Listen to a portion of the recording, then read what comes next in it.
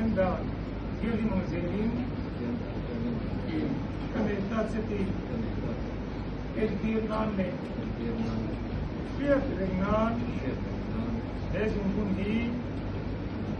कपिल से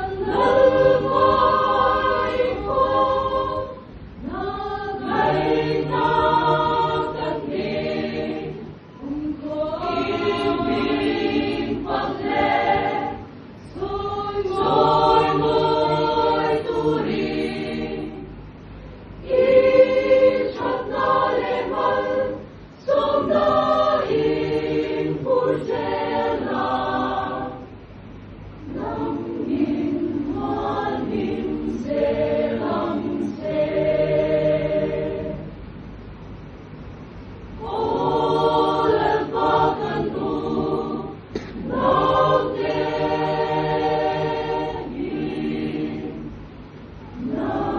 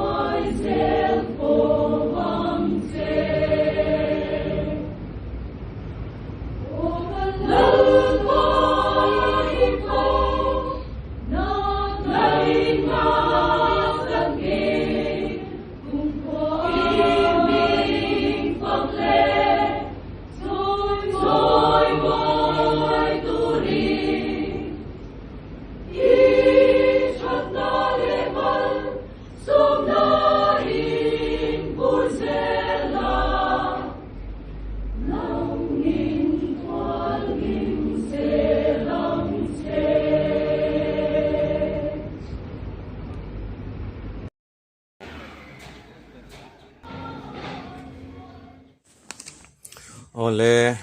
ma du le sia ti ten kum tluang atan tin pathian le ko ran ma in tiam na hun te mang zawin biakin anron chu san mek a lom puina le du sang na te lo hlan an ni a ti chuan an ni pahnih hi anin zui rei ve khop maya an ni chung ko hnih te hian van duaina an tok zur zut maya anin nei hma ve ve hian ma dua hian in hnai vai takin apa le apu te alo sun to a chu tiang bokin sia ti hian anu le pa alo sun ve bok ani an ni nu patuak thar te hi kan lom pui hle maya hun harsa kir khan tak te an lo tok dun ve ve to a chu tiang chuan pathian in a hun taka in nei na thuthlung te buat sei thein hun an han mang hi kan lom pui tak zet ani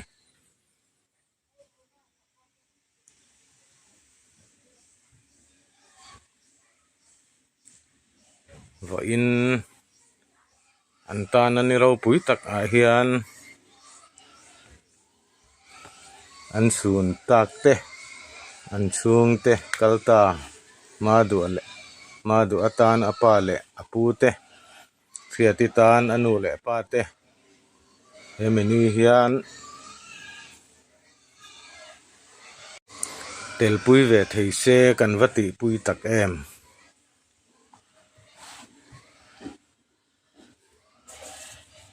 an chung te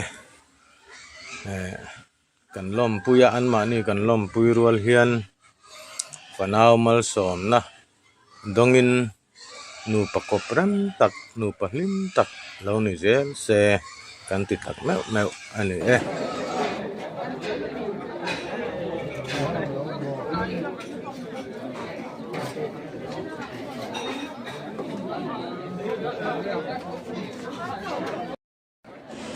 le ma du le ria ti te in nei na hun ser te mang zawin biak in an lam chuak dun mek a in nei te lam puina no hlan mek ani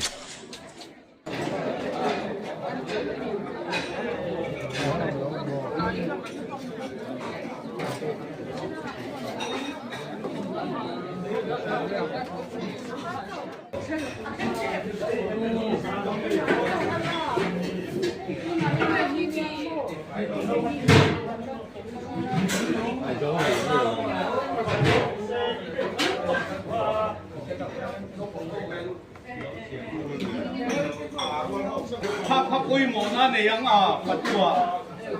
kia rồi là thà xe rồi là lúc sẽ là anh lum mà ok mẹ thì anh chỉ cần chụp chìm đó